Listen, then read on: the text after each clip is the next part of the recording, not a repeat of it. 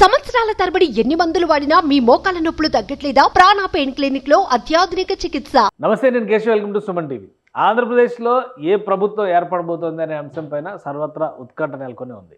అలానే రాజకీయ పార్టీలు ఎవరికి వారే తమదైన శైలిలో అంచనాలు వేసుకుంటాయి. అనేక ఎగ్జిట్ పోల్ రిపోర్ట్స్ కూడా వస్తున్నాయి. సో దీనిపైన ప్రజల్లో ఎక్కువగా చర్చ నడుస్తున్నటువంటి నేపథ్యంలో కేకే సర్వే సంస్థ అనేక సర్వేలు రిలీజ్ చేసింది. గత ఎలక్షన్స్లో కూడా ఈ సంస్థ ఇచ్చినటువంటి రిపోర్టు పైన ఆ యాక్యురేట్ డీటెయిల్స్ కూడా అదే టైంలో వచ్చినటువంటి పరిస్థితి ఉంది. సో ఈ అంశాలన్నింటినీ దృష్టిలో పెట్టుకొని అసలు జిల్లాల వారీగా ఎవరి పర్ఫార్మెన్స్ ఎలా ఉంది, చివరి నిమిషంలో చేసినటువంటి మార్పులు చేర్పులు సత్ఫలితాలను ఇచ్చాయా, అలానే ఓటింగ్ సరళిని బట్టి ఎవరికి ఎడ్జ్ వచ్చేటువంటి అవకాశాలు ఉన్నాయి. ఈ అంశాలు విశ్లేషించేటువంటి ప్రయత్నం చేద్దాం. అందులో భాగంగా ఉమ్మడి విశాఖ జిల్లా పరిస్థితి ఏంటి అనేది కేకే సర్వేస్ సంస్థ ప్రతినిధి కేకే మనతో ఉన్నారు. ఆయన అడిగి తెలుసుకుందాం. కేకే గారు నమస్కారం. నమస్తే. డిస్కషన్లోకి వెళ్లే ముందర అసలు ఉమ్మడి జిల్లా పరిస్థితి, ఎందుకంటే జిల్లాలు విభజన జరిగిన తర్వాత పార్లమెంటరీ నియోజకవర్గాల నేపథ్యంలో తీసుకున్నటువంటి నిర్ణయం చూస్తే కనుక 7 నియోజకవర్గాలు ఒక్కొక్క జిల్లాగా కనిపిస్తుంది. కానీ ఉమ్మడి జిల్లా పరిధి లెక్కలోనే ఎక్కువగా అంచనాలు ఉంటాయి కాబట్టి ఉమ్మడి విశాఖ జిల్లా పరిధిని ఒకసారి పరిశీలిద్దాం. ఉమ్మడి విశాఖ జిల్లా పరిధిలో మొత్తం 15 నియోజకవర్గాలు ఉన్నాయి, అసెంబ్లీ నియోజకవర్గాలు. ఆ 15 అసెంబ్లీ నియోజకవర్గాలు ఏంటి, అక్కడ ఏ పార్టీ ఏ అభ్యర్థిని బరిలో నిలబెట్టింది అనేటువంటి అంశాలని మనం పరిశీలిద్దాం. ఎందుకంటే ఉమ్మడి విశాఖ జిల్లా పరిధిలో ఇప్పుడు ప్రస్తుతం 3 జిల్లాలుగా విడిపోయినటువంటి పరిస్థితి ఉంది. మార్పులు చేర్పులు నేపథ్యంలో ఇక్కడ పాడేరు నియోజకవర్గం నుంచి చూస్తే మత్సరస విశ్వేశ్వరరాజు అధికార పార్టీ వైఎస్ఆర్సీపీ అభ్యర్థిగా ఉన్నారు. గిడ్డి ఈశ్వరి ఇక్కడ తెలుగుదేశం పార్టీ అంటే కూటమి అభ్యర్థిగా బరిలో నిలిచారు. యాక్చువల్గా ముందుగా ఒక అభ్యర్థిని ప్రకటించారు, రమేష్ నాయుడు పేరు ప్రకటించారు. చివరి నిమిషంలో గిడ్డి ఈశ్వరికి అవకాశం ఇచ్చింది కూటమి. సో మరొక నియోజకవర్గం పరిస్థితి చూద్దాం. ఇందులో ఉన్నటువంటి 15 నియోజకవర్గాల్లో ఇది ఎస్టీ రిజర్వ్ నియోజకవర్గం పాడేరు నియోజకవర్గం. ఇక చోడవరం నియోజకవర్గం పరిస్థితి చూస్తే కనుక కేఎస్ఎన్ఎస్ రాజు తెలుగుదేశం పార్టీ కూటమి అభ్యర్థిగా ఉన్నారు. కరణం ధర్మశ్రీ ఆల్రెడీ ఆయన సిట్టింగ్ ఎమ్మెల్యే. సో వైఎస్ఆర్సీపీ ఆయనకే మరోసారి అవకాశం ఇచ్చింది. ఇది చోడవరం నియోజకవర్గ పరిస్థితి. మరొక నియోజకవర్గంలో పరిస్థితిని కనుక మనం పరిశీలించి చూస్తే వైఎస్ఆర్సీపీ అధికార పార్టీ తన అభ్యర్థిగా గాజువాక్లో మంత్రి గుడివాడ అమర్నాథ్ని రంగంలో దింపింది. అంటే గుడివాడ అమర్నాథ్ గతంలో వేరే నియోజకవర్గం నుంచి పోటీ చేశారు. గాజువాక్లోకి ఈసారి ఆయన టర్న్ అయినటువంటి పరిస్థితి. గాజువాక గతంలో తెలుగుదేశం పార్టీ కూటమి నుంచి చూస్తే కనుక ముఖ్యంగా జనసేన పార్టీ అధినేత పవన్ కళ్యాణ్ అక్కడ గాజువాక బరిలో నిలిచారు. సో ఇప్పుడు నియోజకవర్గం మార్పు, అనకాపల్లి నియోజకవర్గ సిట్టింగ్ ఎమ్మెల్యేగా ఉన్నటువంటి మంత్రి అమర్నాథ్ని తీసుకొచ్చి గాజువాకలో వైఎస్ఆర్సీపీ ఎక్స్పెరిమెంట్ చేసింది. ఇక తెలుగుదేశం పార్టీ అభ్యర్థిగా పల్లా శ్రీనివాస్ కూటమి తరపున నిలబడుతున్నారు. సో ఈ నియోజకవర్గంలో ఎవరి ప్రభావం ఉంటుందనేది చూడాలి. మిగతా నియోజకవర్గాలు ఒకసారి మనం పరిశీలిస్తే కనుక గాజువాక తర్వాత ఉమ్మడి విశాఖ జిల్లా పరిధిలోకి వచ్చేటువంటి 15 నియోజకవర్గాల్లో భీమిలి నియోజకవర్గం ముఖ్యమైనటువంటి నియోజకవర్గం. గంటా శ్రీనివాసరావు తెలుగుదేశం పార్టీ అభ్యర్థిగా అక్కడ బరిలో ఉన్నారు. అయితే ఆయన ఉత్తర నియోజకవర్గం, విశాఖ ఉత్తర నియోజకవర్గానికి సంబంధించిన సిట్టింగ్ ఎమ్మెల్యే. ఇక్కడ నుంచి ఆయన కంటెస్ట్ చేస్తున్నారు. ఇక ఇక్కడ సిట్టింగ్ ఎమ్మెల్యే అంటే భీమిలి సిట్టింగ్ ఎమ్మెల్యే అవంతి శ్రీనివాస్ మాజీ మంత్రి, ఈయన బరిలో ఉన్నారు. వీళ్ళిద్దరి మధ్య పోటీ ఎలా ఉంటుందనేది గతంలో 2014లో గంటా శ్రీనివాసరావు ఇక్కడి నుంచి ఎమ్మెల్యేగా కంటెస్ట్ చేశారు కాబట్టి పరిస్థితి ఎలా ఉంటుందనేది ఆసక్తికరంగా ఉంది. ఇక మరొక నియోజకవర్గం చూద్దాం. ఉమ్మడి విశాఖ జిల్లా పరిధిలోకి వచ్చేటువంటి మరొక నియోజకవర్గం ముఖ చిత్రాన్ని చూస్తే కనుక అనకాపల్లి నియోజకవర్గం నుంచి వైఎస్ఆర్సీపీ అభ్యర్థిగా మలసల భరత్ కుమార్ పోటీ చేస్తున్నారు. సిట్టింగ్ ఎమ్మెల్యే మంత్రి అమర్నాథ్ను పక్కన పెట్టినటువంటి నేపథ్యంలో ఈయన కొత్త క్యాండిడేట్ అవుతారు. ఇక కొనతాల రామకృష్ణ జనసేన పార్టీ అభ్యర్థిగా తొలిసారిగా బరిలో నిలుస్తున్నారు. కొనతాల రామకృష్ణ గతంలో ఈ నియోజకవర్గంలో పట్టుంది. ఉమ్మడి అనకాపల్లి ఎంపీ స్థానానికి కూడా ఆయన గెలిచినటువంటి వ్యక్తి. సో ఇంకొక నియోజకవర్గం పరిస్థితి చూద్దాం మనం. విశాఖ జిల్లా పరిధిలో ఉన్నటువంటిది పాయకరావుపేట ఎస్సీ రిజర్వ్డ్ నియోజకవర్గం. ఇక్కడ నుంచి కంబాల జోగులు సిట్టింగ్ ఎమ్మెల్యే కంటెస్టెంట్గా ఉన్నారు వైఎస్ఆర్సీపీ నుంచి. ఇక వంగలపూడి అనిత టీడీపీ తరఫున కూటమి అభ్యర్థిగా ఇక్కడ బరిలో దిగుతున్నారు. మరొక నియోజకవర్గం పరిస్థితిని మనం పరిశీలించి చూస్తే కనుక ఉమ్మడి విశాఖ జిల్లాలో నర్సీపట్నం నియోజకవర్గం ఉమాశంకర్ గణేష్ సిట్టింగ్ ఎమ్మెల్యే, ఆయనకి ప్రత్యర్థిగా చింతకాయల అయ్యన్న పాత్రుడు బరిలో దిగారు. ఆయన గతంలో అక్కడి నుంచి రిప్రజెంట్ చేశారు, మంత్రిగా కూడా తెలుగుదేశం పార్టీ గవర్నమెంట్లో రిప్రజెంట్ చేశారు. మరొక నియోజకవర్గం పరిస్థితి చూద్దాం. మొత్తం 15 నియోజకవర్గాల్లో పెందుర్తి నియోజకవర్గాన్ని చూస్తే కనుక అదీప్ రాజు సిట్టింగ్ ఎమ్మెల్యే వైఎస్ఆర్సీపీ అభ్యర్థిగా బరిలో ఉన్నారు. పంచకర్ల రమేష్ బాబు జనసేన పార్టీ అభ్యర్థిగా బరిలో నిలిచారు. గతంలో ఆయన ఇక్కడి నుంచి ప్రజారాజ్యం పార్టీ నుంచి గెలుపొందినటువంటి ట్రాక్ రికార్డు కూడా ఉంది. ఇక మరో నియోజకవర్గం పరిస్థితి చూద్దాం. అంటే ఈ పరిధిలో చూస్తే ఇప్పుడు 2 జనసేనకు సంబంధించినటువంటి అభ్యర్థులు ఉన్నారు. బీజేపీ అభ్యర్థిగా అరకు లోయ కాన్స్టిట్యున్సీకి సంబంధించి పంగి రాజారావు బరిలో దిగుతున్నారు.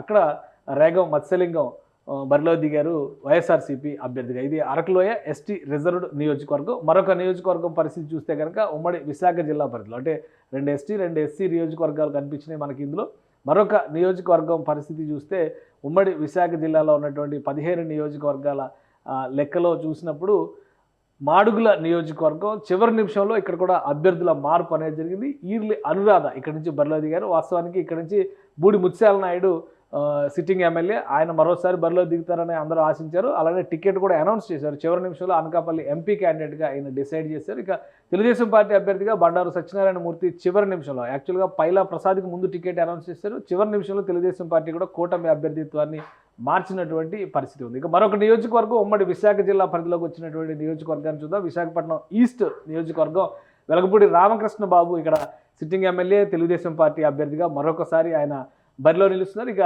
ఎంఈవి సత్యనారాయణ విశాఖ ఎంపీగా ఉన్నటువంటి నాయకుడు ఈ వైఎస్ఆర్సీపీ నుంచి ఈసారి ఎమ్మెల్యేగా బరిలో దిగుతున్నారు విశాఖ ఈస్ట్ నుంచి. ఇక మరొక నియోజకవర్గం పరిస్థితిని కూడా మనం ఉమ్మడి విశాఖ జిల్లాలో పరిశీలిస్తే విశాఖ నార్త్కి సంబంధించి తెలుగుదేశం పార్టీకి సంబంధించినటువంటి గంటా శ్రీనివాసరావు సిట్టింగ్ ఎమ్మెల్యే, కానీ బీజేపీ కోటాలోకి మిత్రపక్షానికి ఈ సీట్ వెళ్ళింది. విష్ణుకుమార్ రాజు 2014లో ఇక్కడ ఎమ్మెల్యేగా రిప్రజెంట్ చేశారు. మరోసారి ఆయన అదృష్టాన్ని పరీక్షించుకున్నారు. ఇక కన్నపరాజు లాస్ట్ టైం ఆయన కంటెస్ట్ చేసి ఓడిపోయారు.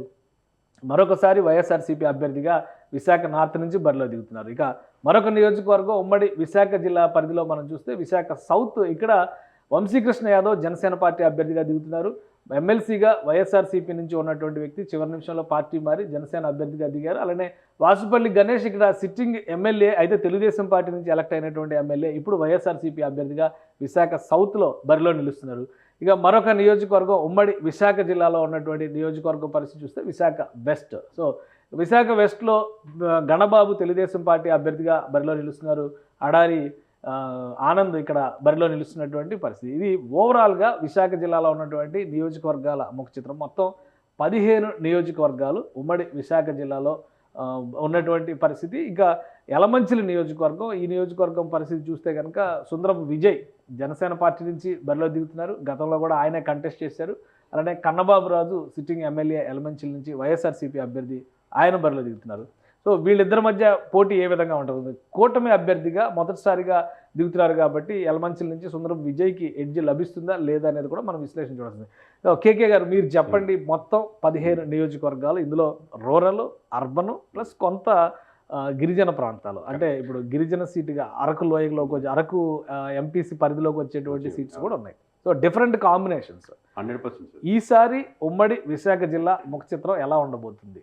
అంటే దీనికి విశాఖపట్నంకి మీరు అడిగే డీటెయిల్స్ పోయే ముందర ఆల్రెడీ ఈరోజు లేటెస్ట్ న్యూస్ మీరు అప్డేట్ చూసే ఉంటారు. విశాఖపట్నంలో హోటల్స్ బుక్ చేసుకుంటున్నారు వైఎస్ఆర్సీపీ వాళ్ళు. అంటే ప్రమాణ స్వీకారం జగన్మోహన్ రెడ్డి గారు అక్కడి నుంచి అనేటువంటి అనౌన్స్మెంట్ చేశారు కాబట్టి 9వ తేదీ అని ముహూర్తాలు పెట్టుకున్నారు. బొత్స గారు ప్లేస్ కూడా ఎక్కడ ఉన్నది వెరిఫై చేస్తున్నారు. అన్ని హోటల్స్ అన్ని ఆ రోజు 9వ తారీఖుకి ప్లాన్ చేసుకొని బుక్ చేసుకుంటున్నారు. So okay, all the best వాళ్ళకి చెప్పొచ్చు. మనం ఎవరు ప్రయత్నం చేసుకోవడం తప్పలేదు. కానీ విశాఖపట్నంలో ప్రీపోల్ అంటే ఎలక్షన్స్ ముందు మనం గంటాపదంగా చెప్పిన విషయం ఏంటంటే సార్, ఓవరాల్గా ఉన్నటువంటి 15 నియోజకవర్గాల్లో 11 నియోజకవర్గాలు ఖచ్చితంగా కూటమి గెలుచుకుంటుంది. అందులో తిరుగులేదు. 15లో 11 ఖచ్చితంగా గెలుచుకుంటుంది. కేవలం ఒక్క నియోజకవర్గం మాత్రమే కాన్ఫిడెంట్గా ఇది వైఎస్ఆర్సీపీ గెలుచుకుంటుందన్న నియోజకవర్గం ఓవరాల్గా ఒక్కటి మాత్రమే కనపడింది మనకు. ఏంటి అది చాలా పెద్ద నంబర్ మీరు చెప్తుంది. అంటే 15 సీట్లలో ఒకే ఒక్కటి వైఎస్ఆర్సీపీ అంటే లాస్ట్ టైం అఫ్కోర్స్ అంత వేవ్ నడిచిన సమయంలో కూడా ఉమ్మడి విశాఖ జిల్లాలో 4 సీట్లు తెలుగుదేశం పార్టీ గెలుచుకున్నటువంటి, ముఖ్యంగా కోర్ సిటీ ఏరియా అంతా కూడా తెలుగుదేశం పార్టీ గెలుచుకుంది. కానీ ఇన్ని సీట్లలో పైగా మీకు ఎస్సీ రిజర్వ్డ్, ఎస్టీ రిజర్వ్డ్ ఈ కాన్స్టిట్యున్సీలు కూడా ఉన్నాయి. సో అలాంటి చోట్ల ఒకే ఒక్క సీటు కాన్ఫిడెంట్గా చెప్పాను సార్. మిగతా 3 చోట్ల టఫ్ ఫైట్లు ఉందని. ఇప్పుడు మీ విక్టరీ అంటే వి ఫర్ విశాఖలో తీసుకున్నాం అనుకోండి, అంటే వి ఫర్ విశాఖ తీసుకుంటే ఇప్పుడు మనకు 1 సీట్ కన్ఫామ్ అన్నాం కదండి. ఇప్పుడు మేము ఈ టైట్ ఫైట్లే వెరిఫై చేస్తున్నాం. మేము కన్ఫామ్ సీట్స్ అనేది ఏదైతే చెప్పామో 97 స్థానాలు ఓవరాల్గా ఎలక్షన్స్ ముందు వరకు, దాంట్లో ఒక్క స్థానం కూడా తీయడానికి మేము ఇష్టపడలేదు. మేము ఎంత అబ్జర్వ్ చేసినా రావట్లేదు. కానీ ఈ కన్ఫామ్ సీట్ల నుంచి ఓకే, బట్ టఫ్ ఫైట్లో 55 చెప్పిన దాంట్లో దీంట్లో కూడా 3 సీట్లు ఉన్నాయి. ఇప్పుడు విశాఖ నుంచి కూడా 3 సీట్లు వస్తున్నాయి కదా. ఈ 3 సీట్లు ఒక్కటన్నా వస్తుందా రాదా, వి ఫర్ విక్టరీలో ఒక్క సీట్కి ఆగిపోద్దా, ఇంకొక సీట్ యాడ్ అవుద్దా అన్న దాంట్లో టైట్లో ఆలోచిస్తున్నాం వైసీపీకి.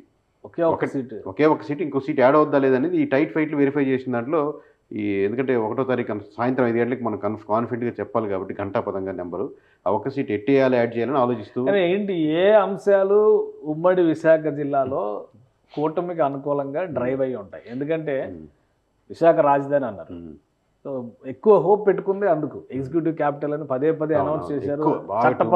చట్టపరంగా అసాధ్యమైనటువంటి అంశం, ఎందుకంటే చాలా మార్పులు చేస్తే గానీ ఆ నిర్ణయం అమలు చేయడం సాధ్యం కాదు. అలాంటిది అక్కడ ఆల్రెడీ భవనాలు కట్టారు, ఒక ఇండికేషన్ ఇచ్చారు.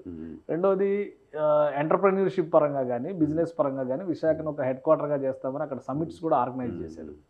మూడోది మంత్రులుగా ఉన్నటువంటి నాయకులు వీళ్ళందరూ కూడా చాలా ఫోకస్డ్గా ఉన్నటువంటి పరిస్థితి ఉంది. ఇవన్నీ కాకుండా ఏది కూటమికి అనుకూలమైనటువంటి అంశంగా మారబోతుంది? అంటే వైఎస్ఆర్సీపీ తరపున సార్ మామూలుగా ఒక కోరు వాళ్ళతో మాట్లాడినప్పుడు కానీ వాళ్ళ అబ్జర్వేషన్స్ కానీ వాళ్ళ అంచనా కూడా రాయలసీమ పక్కన పెడితే మిగతా ఇటు సైడ్ కోస్తా ప్రాంతం కానీ దక్షిణ మొత్తం కోస్తా కానీ అంటే నెల్లూరు కానీ ప్రకాశం వరకు చూసుకుంటే ఏదైనా కన్వర్ట్ అయ్యింది మనకు వైఎస్ఆర్సీపీ వైపు వచ్చింది అనుకుంటే వైజాగే మనకు కన్వర్ట్ అవ్వాలి, వైజాగ్ మీద మన దృష్టి ఎక్కువ సారించాం, వైజాగ్ మీద ఎక్కువ కాన్సన్ట్రేట్ చేసాం, మీరంటూ జాబ్స్ మేళా కానీ ఇట్లాంటి ఎక్కువ కనెక్ట్ చేసింది, లేదా రాజధాని అక్కడ మూవ్ అవుద్దని కానీ ఎక్కువ హోప్స్ వైజాగ్ మీదే పెట్టుకున్నారు. బట్ మీరు ఇంకా వైజాగ్తో పాటు శ్రీకాకుళం, విజయనగరం, వైజాగ్ 3 కలుపుకుని ఉత్తరాంధ్ర మనం డివైడ్ చేసుకుంటాం ఉమ్మడిగా. 3 కలుపుకున్నా కానీ సింగిల్ డిజిట్ దాటే పరిస్థితి లేదు. ఈరోజు క్లోజ్ టైట్స్ వెరిఫై చేస్తూ మేము ఇన్ని రోజుల నుంచి ఎలక్షన్ తర్వాత వైఎస్ఆర్సీపీకి 3 కలుపుకున్నా కానీ సింగిల్ డిజిట్ దాటలేమో యాడ్ చేయాలి అని మళ్ళీ గుల్లాలు పడుతున్నాం ఆ టైట్ ఫైట్ వెరిఫై చేయడానికి. అంటే ఎందుకు అలాంటి పాసిబిలిటీస్ ఉంటాయి అంటే ఓకే, ఒకవేళ వేవ్ లాగా వస్తే లాస్ట్ టైం వేవ్ లాగా వచ్చిన తర్వాత ఉత్తరాంధ్ర మొత్తంలో 34 కాన్స్టిట్యున్సీస్ ఉంటే తెలుగుదేశం పార్టీ కేవలం 6 స్థానాలు మాత్రమే గెలుచుకుంది. అంటే అంత వేవ్ ఇప్పుడు ఉందా? వేవ్ అదే సార్, మేము డే 1 నుంచి మనం వీడియోస్ చేయడం మొదలుపెట్టిన డే 1 నుంచి చెప్తాను. వేవ్ ఈ రోజు కూడా ఇన్ని సీట్లు చెప్తున్నా కానీ వేవ్ ఏ పార్టీని గెలిపించాలని లేదు. వద్దనుకున్న సెక్షన్స్ ఎక్కువ పెరిగే కొద్దీ అవతలకి అడ్వాంటేజ్ అవుద్ది. ఖచ్చితంగా మీరు వద్దు అనుకున్నప్పుడు ఇంకో క్యాండిడేట్ని ఎలా రిక్రూట్ చేసుకొని ఇద్దరే ఇంటర్వ్యూకి వచ్చినప్పుడు సో ఆబ్వియస్గా అలాంటి వేవ్ అనమాట. అంటే యాంటీ జగన్ వేవ్ ఎక్కువ జరుగుతుంది, యాంటీ వైఎస్ఆర్సీపీ వేవ్ ఎక్కువ జరుగుతున్నప్పుడు అట్లా అని చెప్పి అసలు లేరా అని అట్లా ఉండదు సార్. జనాలు అనుకున్నట్టు మీరంతా ఇన్ని పథకాలు ఇచ్చారు కదా, ఇంతమంది ఎస్సీలకి, బీసీలకి, ఎస్టీలకి ఎంత లబ్ధి చేకూరింది కదా, వాళ్ళు ఆబ్వియస్గా ఆ శాతం ఉంటుంది ఆబ్వియస్గా. కానీ ఓవరాల్గా చూస్తున్నప్పుడు మీరు మోర్ దాన్ 55% వరకు వైఎస్ఆర్సీపీకి వైజాగ్లో కోల్పోతుంది percentage of votes.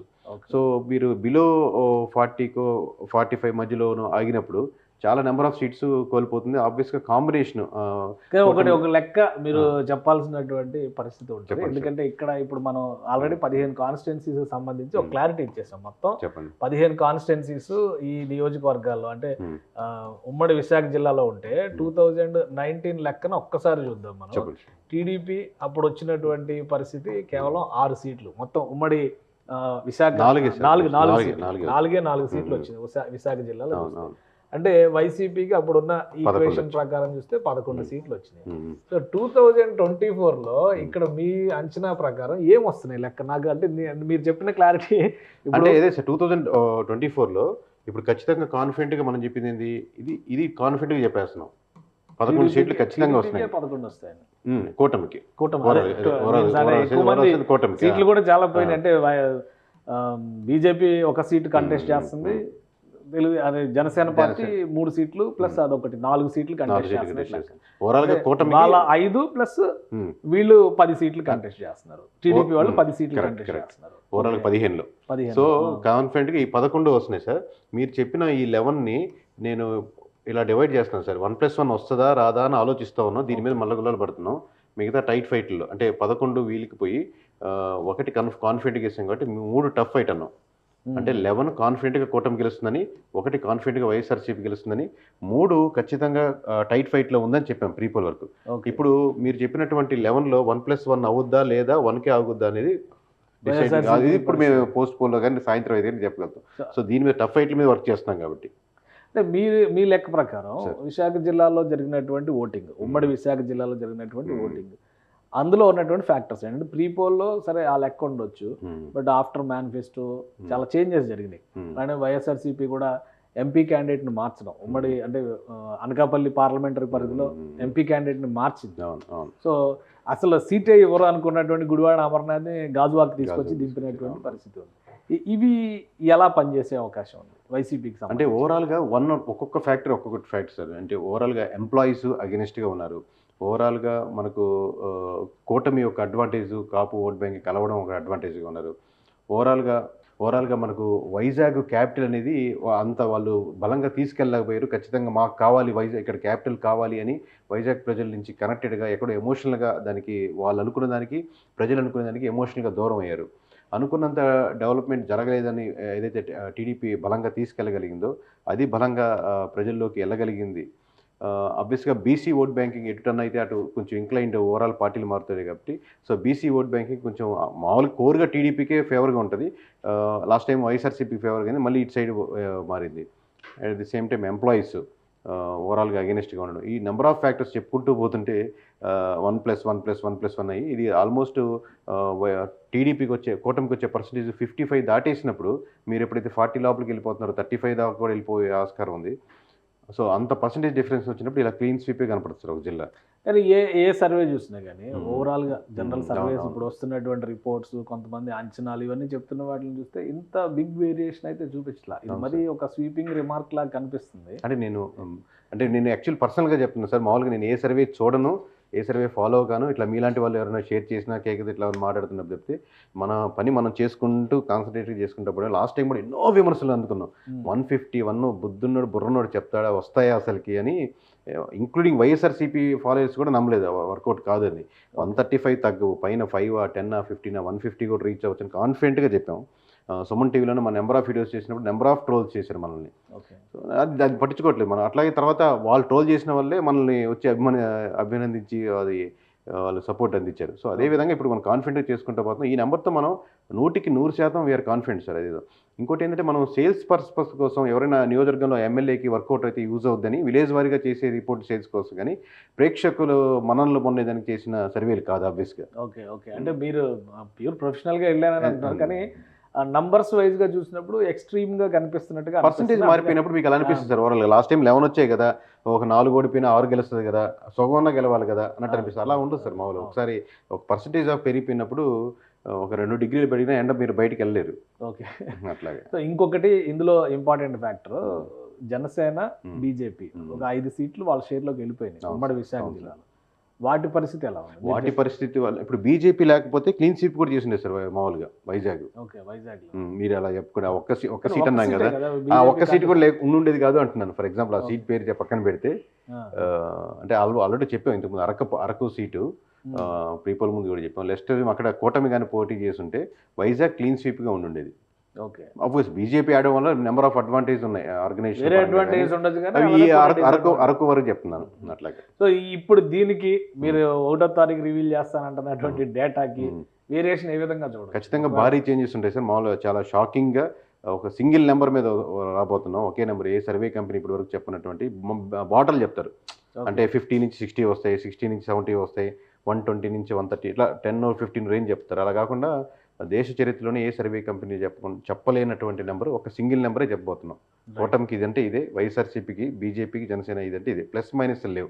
Right. So అభ్యర్థుల వారికి కూడా మనం అనలైజ్ అభ్యర్థుల వారికి చెప్తాం సార్. ఇప్పుడు చెప్తే ఓపెన్ అప్ అయిపోద్ది, చెప్పకూడదు కాబట్టి ఆ రోజు ఆపుతున్నాం సార్. ఓకే, థ్యాంక్ యూ తెలియజేసినందుకు. ఇది విశాఖ జిల్లాలో ఉన్నటువంటి పరిస్థితి. ప్రీపోల్ సర్వే ప్రకారం చూస్తే కనుక లాస్ట్ టైం వచ్చినటువంటి రిజల్ట్ ఈసారి రివర్స్ అవుతుందనేటువంటి అంచనాలు ఉన్నాయి. కానీ టఫ్ ఫైట్లో ఉన్నటువంటి 3 సీట్ల పరిస్థితి ఏంటనేది క్లారిటీ ఇవ్వలేం కాబట్టి ప్రస్తుతానికి ప్రీపోల్ సర్వే వరకు దీనికి కన్ఫైన్ అయితే, ఎగ్జిట్ పోల్ రిపోర్ట్స్ ఇచ్చేటువంటి డెడ్ లైన్ 1వ తేదీ తర్వాత మరింత స్పష్టమైనటువంటి ఫిగర్ ఇస్తాననేటువంటి మాట కేకే చెప్తున్నారు. ఈ సర్వే డేటా మొత్తం కూడా గ్రౌండ్కి వెళ్ళి ముఖ్యంగా విలేజ్ టు విలేజ్ డేటా తీసుకోవడం ద్వారానే మేము చేసామనే గ్యారంటీ కేకే ఇస్తున్నారు. సో ఇది ప్రస్తుతం ఆంధ్రప్రదేశ్లో ఉన్నటువంటి ఎన్నికల ఫలితాల మీద యాంగ్జైటీని దృష్టిలో పెట్టుకొని, అలానే వివిధ రకాల సర్వేలు వస్తున్నటువంటి తీరు, అలానే క్రెడిబుల్ సర్వేస్కి ఉండేటువంటి రీసెర్చ్ ఎంత డెప్త్లో ఉంటుందనే విషయాల్ని ప్రజల దృష్టికి, ప్రేక్షకుల దృష్టికి తీసుకొచ్చే ప్రయత్నంలో భాగంగానే సుమన్ టీవీ ఈ రిపోర్ట్ అందిస్తుంది. ఉమ్మడి విశాఖ జిల్లాలో ఇలా ఉండొచ్చు అనేది కేకే సర్వే అభిప్రాయం. సో ఇది special discussion. Keep watching. Suman టీవీలో మీ పర్సనల్ అండ్ బిజినెస్ ప్రమోషన్స్ కోసం కింది నెంబర్కి కాంటాక్ట్ చేయండి.